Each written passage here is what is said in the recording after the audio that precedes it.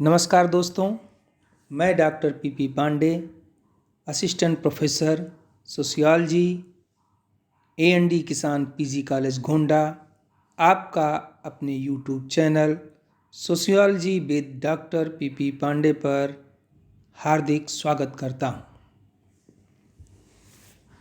छात्रों, इसके पहले के वीडियो में मैंने आप सभी को उत्तर प्रदेश लोक सेवा आयोग द्वारा जारी government inter college GIC, girls government inter college GGIC के लिए प्रवक्ता परीक्षा 2020 जो आयोजित होने जा रही है, जिसका आवेदन पत्र आयोग ने 22 दिसंबर से आमंत्रित किया है, उसके बारे में कुछ महत्वपूर्ण सूचनाएं फॉर्म भरने के संबंध में साझा की थी।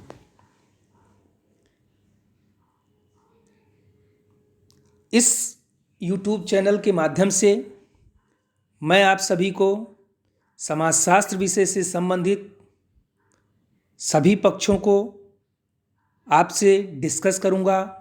आपके सामने वह सभी महत्वपूर्ण एवं विशेष सूचनाएं साझा करूंगा जो आपको इस परीक्षा को पास आउट करने के लिए महत्वपूर्ण होंगी। बेसिकली यह चैनल समाजशास्त्र विषय से संबंधित चर्चा पर केंद्रित रहेगा, परंतु जैसा संभव हो पाएगा वैसी स्थिति में हम लोग सामान्य अध्ययन से संबंधित विषयों को भी कवर करने की कोशिश करेंगे। इसलिए छात्रों, आप कृपया इस YouTube चैनल को सब्सक्राइब कर लीजिए।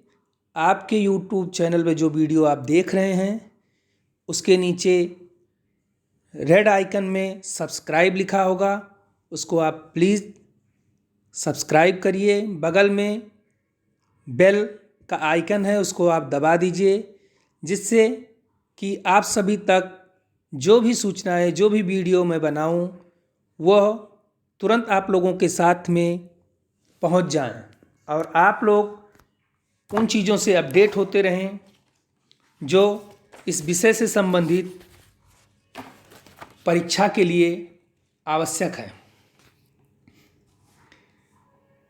भाग 1 में हमने चर्चा की थी कि किस तरीके से फॉर्म भरे जाएंगे, क्या शुल्क होगा। इस पार्ट में हम लोग एक क्विक रिव्यू करेंगे फॉर्म भरने के संबंध में। उसके बाद हम लोग परीक्षा प्रारूप के संबंध में चर्चा करेंगे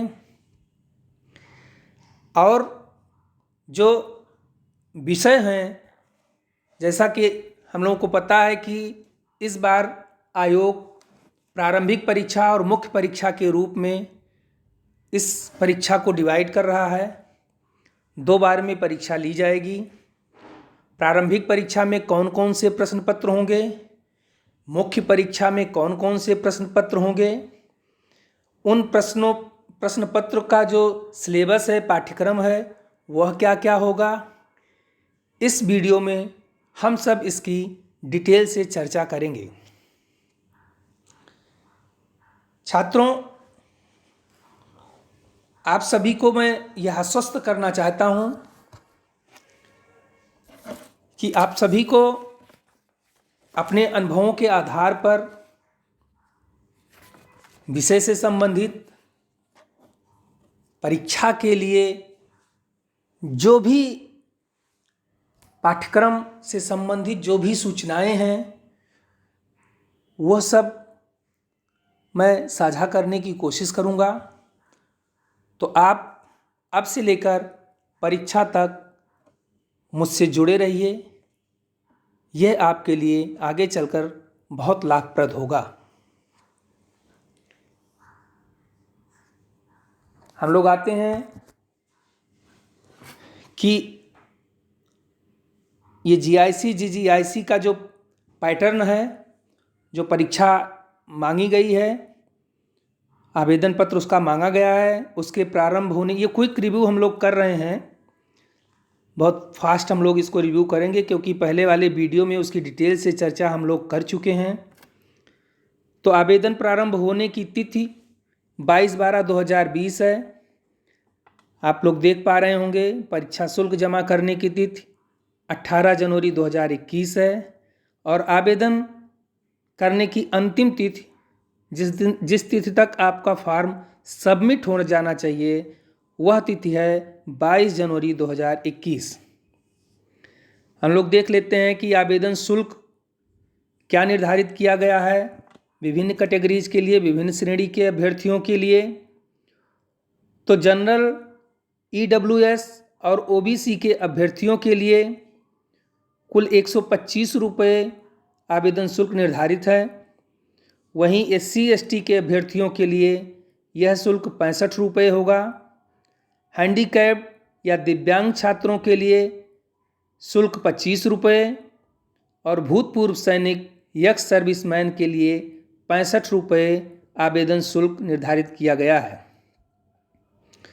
महिलाएं अपनी श्रेणी के अनुसार शुल्क जमा करेंगी। स्वतंत्रता संग्राम सेनानी के आश्रित भी अपनी श्रेणी के अनुसार शुल्क जमा करेंगे।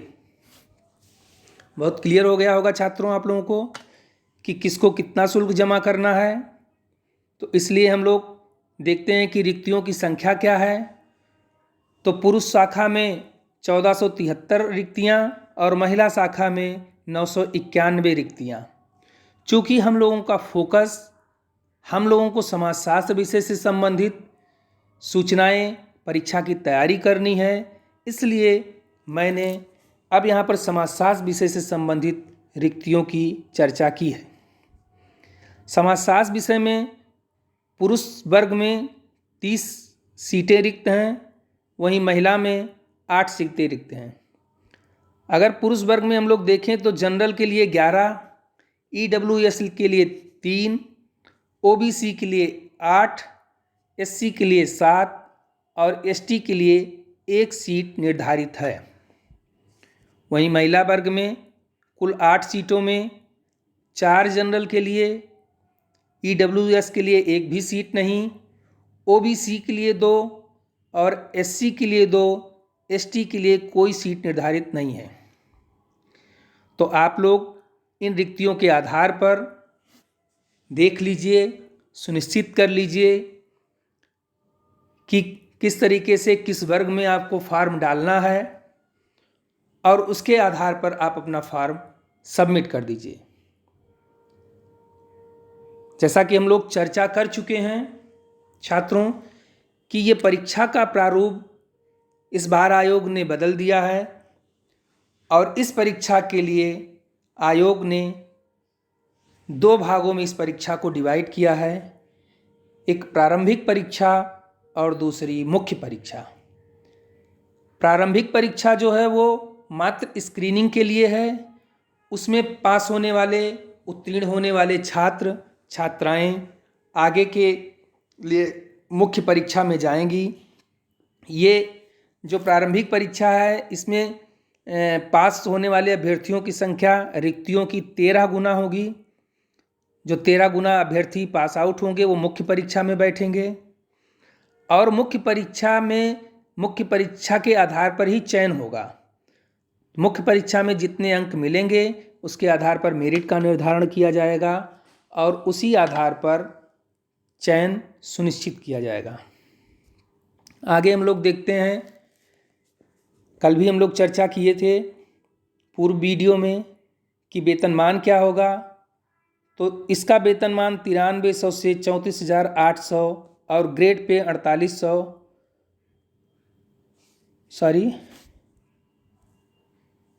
4800 और इसका लेवल 8 निर्धारित है। ये लमसम आपको करीब 46,000 रुपये की स्टार्टिंग में वेतन मिलेगा, जिसमें 42,397 या 43,000 आपका DA और मूल वेतन मिला के होगा और उसमें HRA जुड़ के लगभग 46,000 रुपये ये मिलने वाला है आपको। अगर इस भर्ती परीक्षा की शैक्षिक अर्हता के विषय में हम लोग देखें तो जैसा कि पता है कि हम लोग समाजशास्त्र विषय की चर्चा कर रहे हैं, तो आपको प्रवक्ता समाजशास्त्र पद के लिए समाजशास्त्र विषय में स्नातकोत्तर या उसके समकक्ष उपाधि धारित करनी चाहिए। इसके साथ साथ यदि आप ELT और B.Ed की योग्यता आपके पास उसकी डिग्री है तो आपको इसके लिए वरीयता दी जाएगी।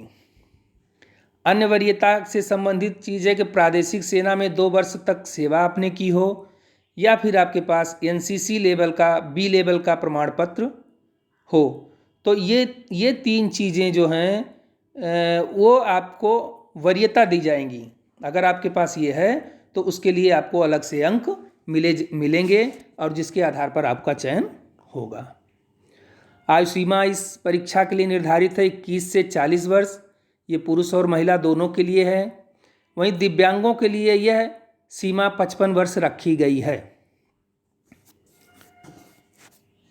तो छात्रों अब आपके मन में ये सारी चीज़ें बातें क्लियर हो गई होंगी कि क्या वेतनमान है इस परीक्षा का, इस पद का, कैसी परीक्षा होगी, क्या शैक्षिक अर्हता है, आयु सीमा क्या है, रिक्तियाँ कितनी हैं, ये सारी चीज़ें आपको अब क्लियर हो गई होंगी।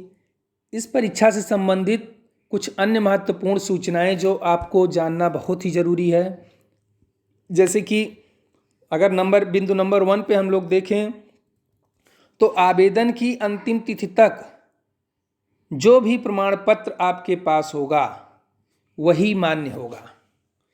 जैसे बहुत सारे अभ्यर्थी हैं जिनको अनुसूचित जाति का प्रमाण पत्र लगाना है, अनुसूचित जनजाति का प्रमाण पत्र लगाना है या अन्य पिछड़ा वर्ग का प्रमाण पत्र लगाना है, दिव्यांग का लगाना है, NCC का लगाना है। ऐसे जितने भी प्रमाण पत्र आप क्लेम करने वाले हैं वह सभी प्रमाण पत्र आवेदन की अंतिम तिथि अर्थात 22 जनवरी 2021 के पूर्व के बने होने चाहिए, तभी वह आपका मान्य होगा।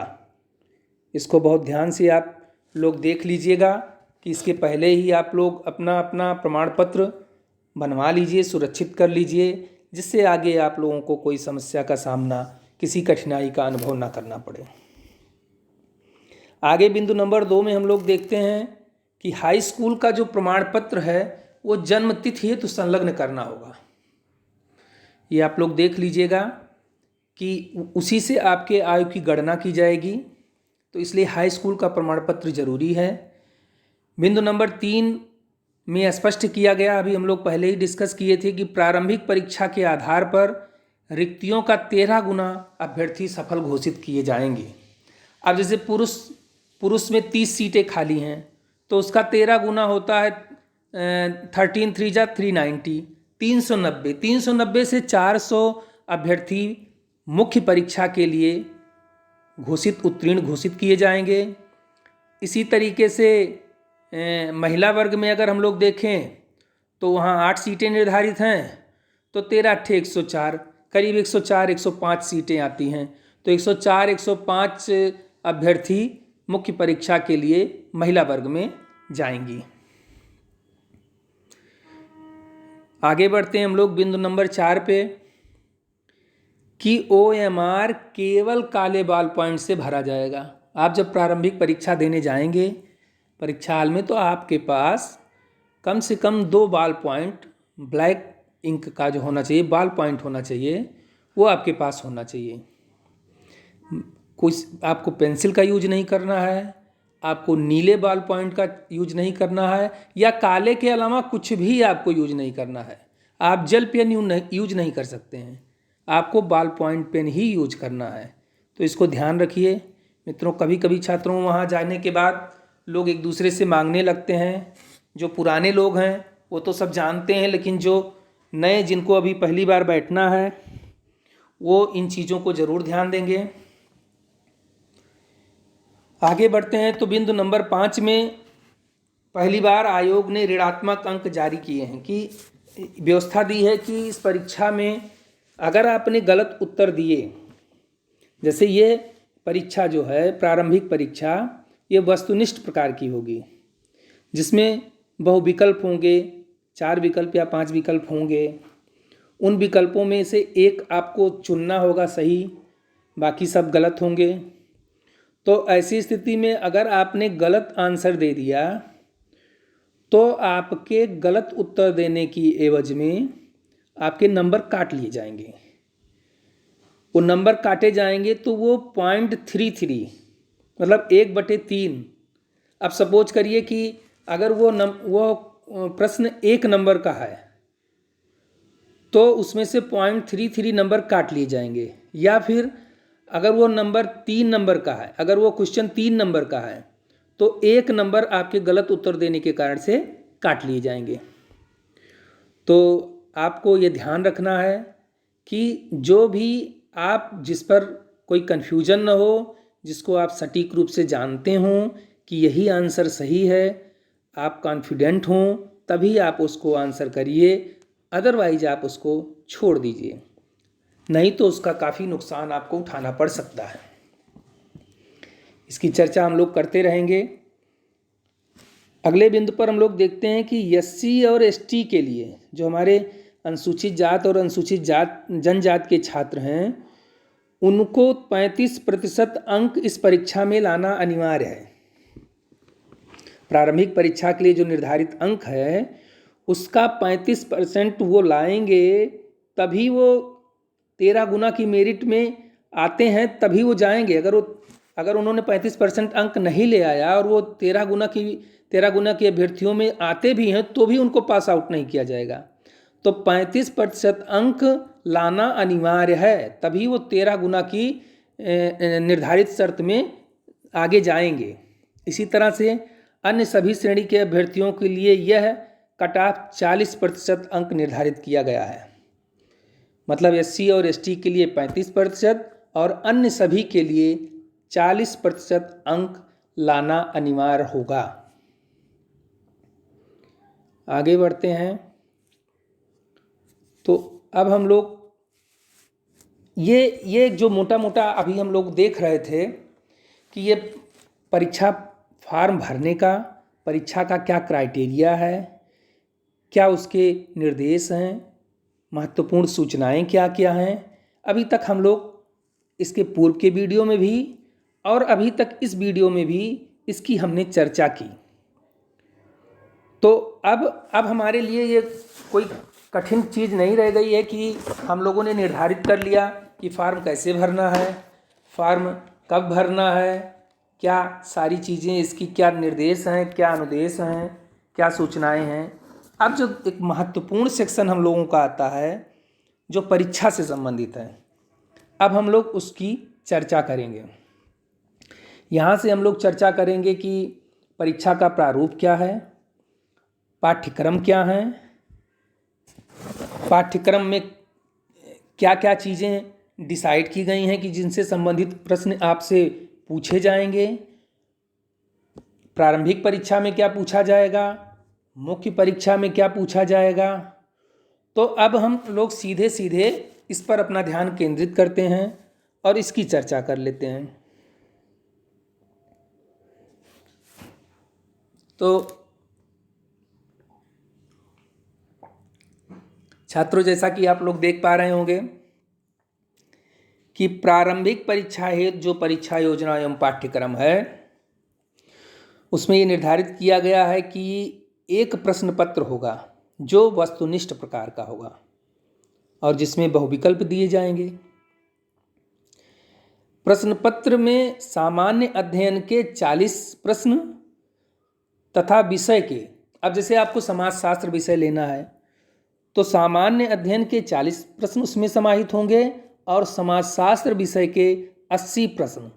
तो दोनों को जब हम मिला देंगे तो कुल 120 प्रश्न परीक्षा में पूछे जाएंगे और उन्हीं का आंसर हमको करना है। उन्हीं के आधार पर हमारी प्रारंभिक परीक्षा में मेरिट बनने वाली है। टोटल जो अंक होगा इस प्रश्न पत्र का वो 300 अंक का होगा और जो समय निर्धारित किया गया है वह 2 घंटे का। अर्थात अगर हम इसको मिनट में कन्वर्ट कर दें, मिनट्स में कन्वर्ट करने पे ये 120, 62 जा 120, 120 मिनट में आपको 120 प्रश्न करने हैं।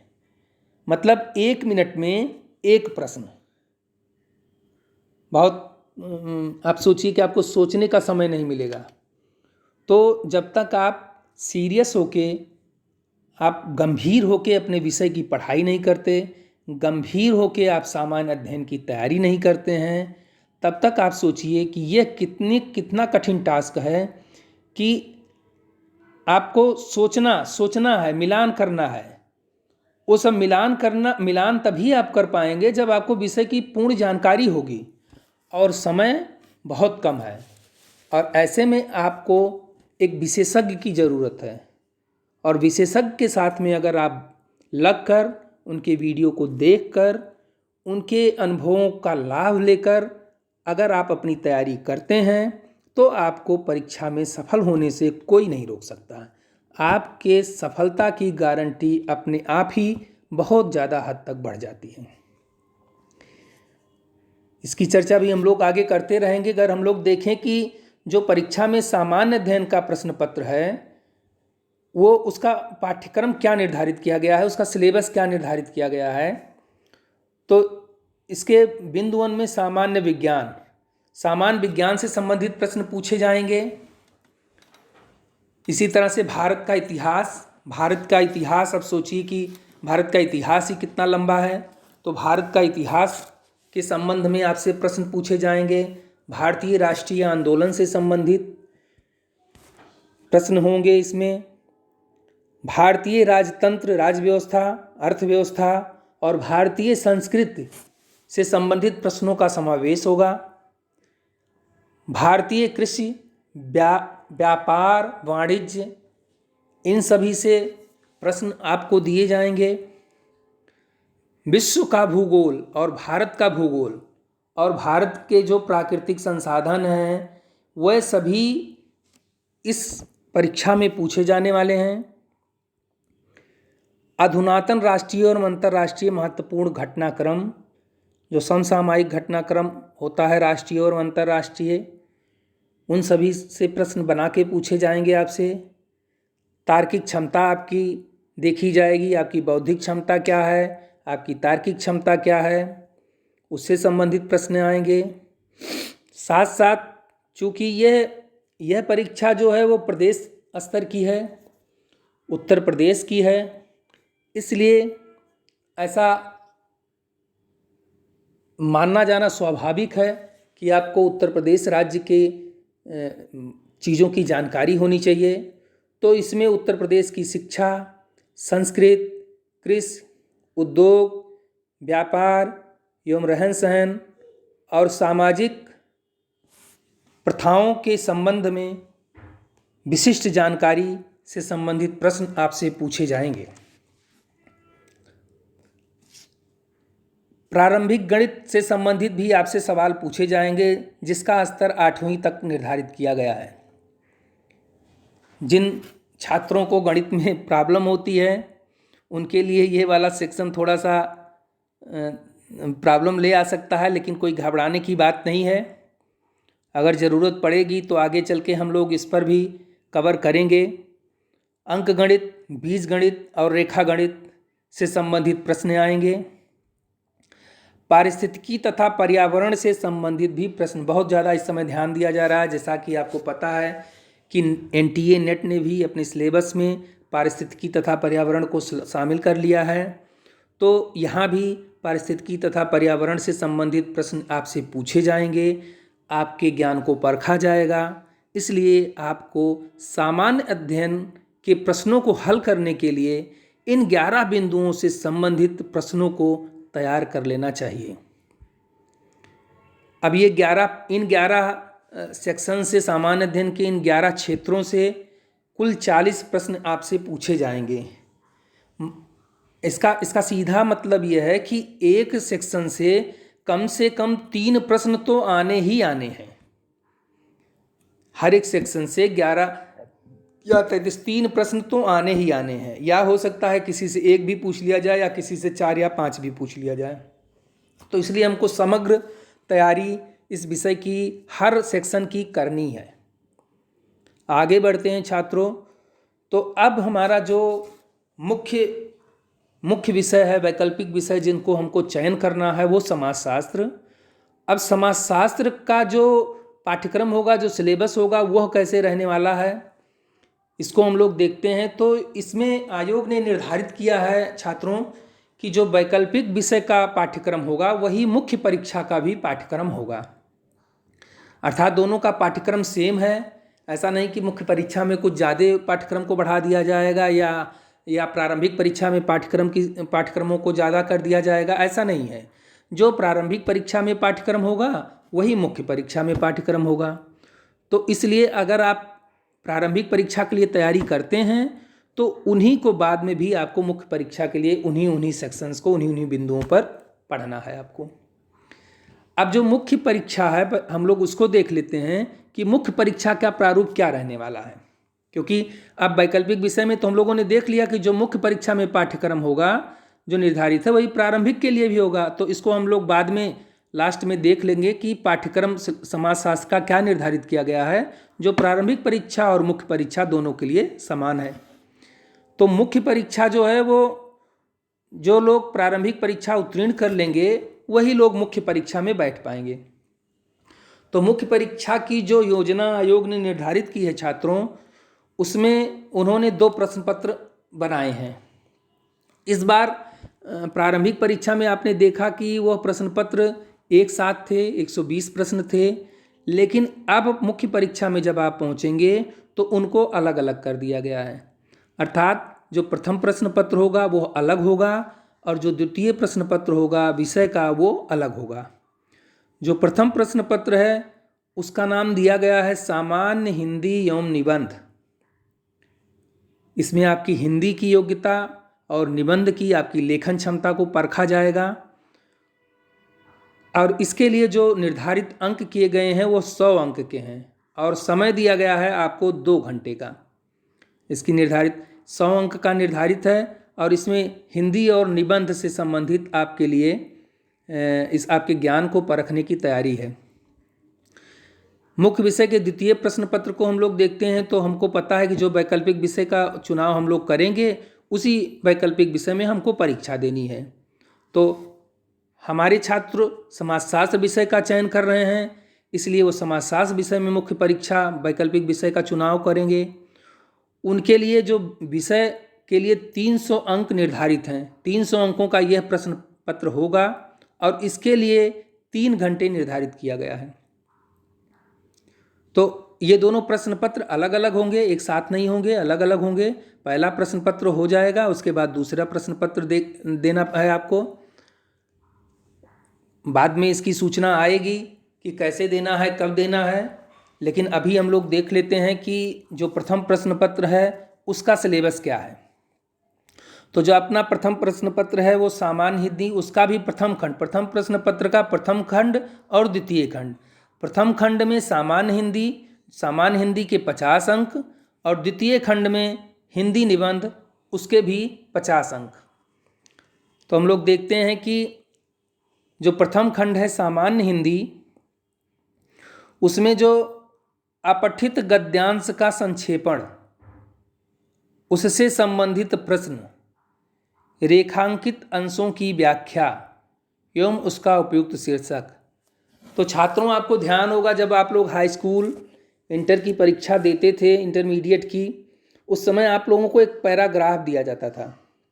उस पैराग्राफ में दिया जाता था कि अब आप इसको पढ़िए और उससे उसी पैराग्राफ से संबंधित आपसे प्रश्न पूछे जाते थे और उसमें कुछ अंडरलाइन की जाती थी, रेखांकित कर दिया जाता था और फिर उन रेखांकित अंशों की आपसे व्याख्या कराई जाती थी और फिर पैराग्राफ से संबंधित एक उपयुक्त शीर्षक आपको कहा जाता था कि इसका उपयुक्त शीर्षक क्या है। सेम उसी पैटर्न पर यह प्रथम खंड का यह पहला बिंदु निर्धारित किया गया है कि आपको एक गद्यांश दे दिया जाएगा, पैराग्राफ दे दिया जाएगा, उस पैराग्राफ से संबंधित आपसे प्रश्न पूछे जाएंगे, उसमें रेखांकित जो वाक्य होंगे उनकी व्याख्या आपसे कराई जाएगी और पैराग्राफ से संबंधित शीर्षक। तो आप लोग इस पैटर्न से परिचित हैं। हम लोग दूसरे बिंदु को देखते हैं कि वहाँ पर आपसे पूछे जाएंगे कि अनेकार्थी शब्द कौन कौन से हैं। अब अनेकार्थी शब्द, विलोम शब्द, पर्यायवाची शब्द, तत्सम एवं तद्भव शब्द, क्षेत्रीय या विदेशज शब्द, उसका शब्द भंडार, वर्तनी शुद्ध करने के लिए, अर्थबोध, शब्द रूप, संधि, समास, क्रियाएं, हिंदी वर्णमाला, विराम चिन्ह, शब्द रचना, वाक्य रचना, अर्थ, मुहावरे एवं लोकोक्तियाँ। इसके साथ साथ उत्तर प्रदेश की मुख्य बोलियाँ तथा हिंदी भाषा के प्रयोग में होने वाली अशुद्धियाँ, इन सब से संबंधित प्रश्न भी आपसे पूछे जाएंगे। इन सब की भी तैयारी आपको करनी है। इसके दूसरे पार्ट में, द्वितीय खंड में हम लोग देखते हैं जो हिंदी निबंध का पार्ट है, वो भी 50 अंक का निर्धारित किया गया है। अब हिंदी निबंध में एक खास बात यह है छात्रों कि ये जो 6 शीर्षक दिए गए हैं, 6 क्षेत्रों का चुनाव किया है आयोग ने। उसमें पहले में साहित्य एवं संस्कृत, दूसरे में राष्ट्रीय विकास योजनाएं / क्रियान्वयन, तीसरा है राष्ट्रीय अंतर्राष्ट्रीय सामयिक सामाजिक समस्याएं, चौथा है विज्ञान तथा पर्यावरण, पांचवा है प्राकृतिक आपदाएं एवं उनके निवारण, छठा है कृषि उद्योग एवं व्यापार। इन 6 बिंदुओं के अंतर्गत ही रहकर आपसे किसी एक विषय पर आपसे निबंध लिखने के लिए कहा जाएगा। आपको उस पर 1000 शब्दों में, अधिकतम 1000 शब्दों में अपना निबंध लिखना है। तो चूंकि आप सभी जो है वो समाजशास्त्र विषय के छात्र हैं, तो आपके लिए बिंदु नंबर 3 पर जो राष्ट्रीय अंतर्राष्ट्रीय सामयिक सामाजिक समस्याएं हैं, इसमें से संबंधित निबंध लिखना अच्छा रहेगा, आपके लिए सहज रहेगा। आप चूँकि समाजशास्त्र विषय की तैयारी कर रहे हैं, समाजशास्त्र विषय में बहुत सारी सामाजिक समस्याओं को आप पढ़ चुके हैं, उनसे आप परिचित हैं। तो ये बिंदु नंबर 3 में जो सामयिक सामाजिक समस्याएं हैं और उनके निदान हैं, वो उनसे संबंधित आप निबंध की तैयारी करेंगे तो आपके लिए ये बहुत अच्छा, बहुत बेनिफिशियल, लाभदायक रहेगा। आगे हम लोग छात्रों बढ़ते हैं। अब हम लोग इसके मुख्य पाठ्यक्रम पे, मुख्य विषय पे आते हैं, समाजशास्त्र पे। तो जैसा कि हम लोगों ने अभी छात्रों ये देखा था,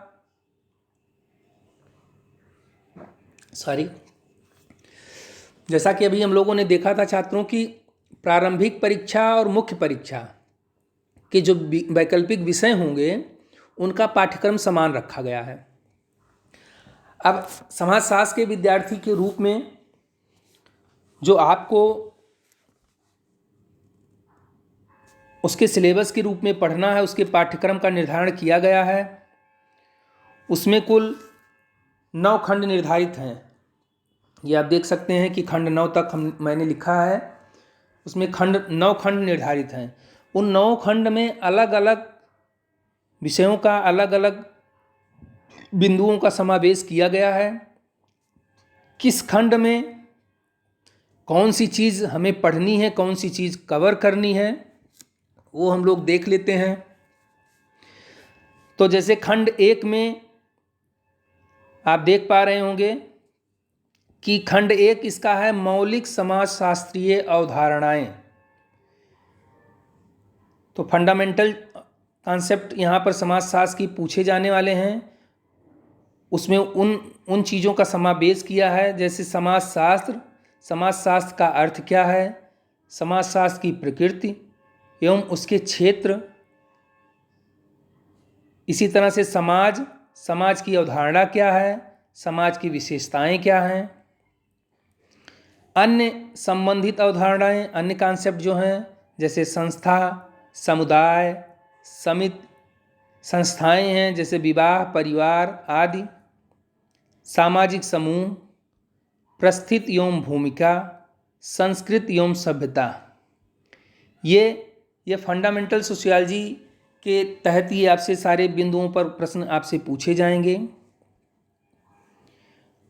अब अगर हम लोग इसके खंड 2 में देखते हैं, खंड 2 में सामाजिक प्रक्रियाएं के संबंध में जो हम लोग जानते हैं कि उसके अंतर्गत सहयोग, प्रतिस्पर्धा, संघर्ष, परसंस्कृतिकरण, ग्रहण, सामाजिकरण, स्तरीकरण एवं विभेदीकरण से संबंधित प्रश्नों का समावेश होगा। तो आइए हम लोग खंड 3 भी देख लेते हैं कि खंड 3 में प्रारंभिक एवं समकालीन सामाजिक विचारक। अब प्रारंभिक समाजशास्त्री जो थे, लोग जानते हैं उनसे संबंधित जो पश्चिमी विचारक हैं, Kant, Karl Marx, Spencer, Durkheim और मैक्स वेबर, ये प्रारंभिक समाजशास्त्री थे, पश्चिम विचारक। इनको इस पाठ्यक्रम में शामिल किया गया है। इसी तरह से भारतीय विचारकों में जी.एस. घुरिये, राधा कमल मुखर्जी, एम.एन. श्रीनिवास को शामिल किया गया है।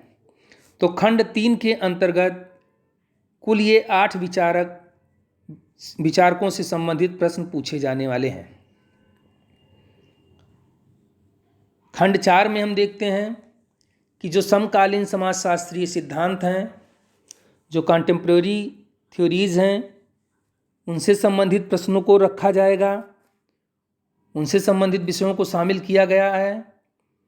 प्रघटना शास्त्र एवं लोकविधि विज्ञान, प्रकार्यवाद, संरचनावाद, मार्क्सवाद, संघर्ष सिद्धांत, विनिमय सिद्धांत, प्रतीकात्मक अंतःक्रियावाद, यह सभी विषय इसके अंतर्गत खंड 4 के अंतर्गत जो कंटेम्प्रेरी सोशियोलॉजिकल थियरी है उसके अंतर्गत आएंगे।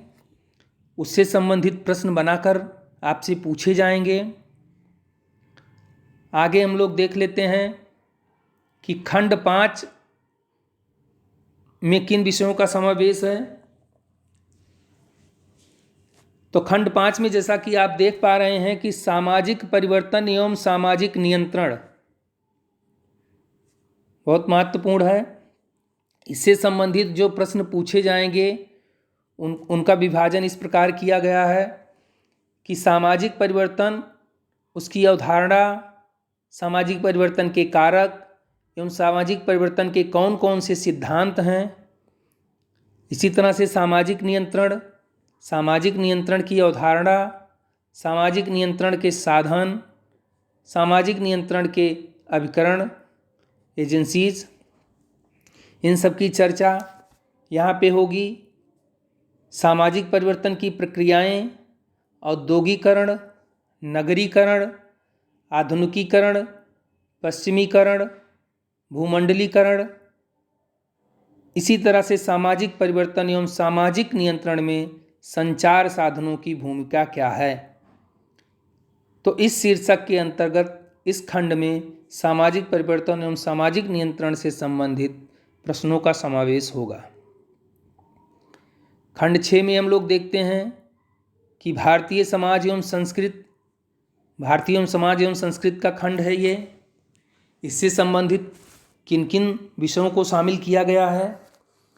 तो जाति, वर्ग, विवाह एवं परिवार, ये सब, इसके साथ साथ संस्कृतिकरण, धर्मनिरपेक्षीकरण, बृहत परंपरा एवं लघु परंपरा, सार्वभौमिकीकरण एवं स्थानीयकरण, इनसे संबंधित प्रश्न होंगे। खंड 7 भारतीय ग्रामीण सामाजिक व्यवस्थाएं क्या थीं। जाति व्यवस्था, जजमानी व्यवस्था, नातेदारी, पंचायती राज व्यवस्था, ये सभी ग्रामीण सामाजिक व्यवस्थाएं थीं। इनसे संबंधित प्रश्न आपसे पूछे जाएंगे। खंड 8 समकालीन भारतीय सामाजिक समस्याएं, इनसे संबंधित प्रश्न हैं। निर्धनता, बेकारी, लिंग असमानता, भ्रष्टाचार, कमज़ोर वर्गों के विरुद्ध अत्याचार। कमज़ोर वर्ग हैं जैसे महिला, अनुसूचित जाति, अनुसूचित जनजाति, अन्य पिछड़ा वर्ग तथा अल्पसंख्यकों की जो समस्याएं हैं उनसे संबंधित प्रश्न पूछे जाएंगे। खंड 9 जो है वो मेथोडोलॉजी का है, सोशल रिसर्च मेथड्स हैं। इसमें सामाजिक अनुसंधान पद्धतियाँ, इसमें जो शीर्षक शामिल हैं वो सामाजिक अनुसंधान, उसके अर्थ तथा सामाजिक अनुसंधान के चरण क्या क्या हैं।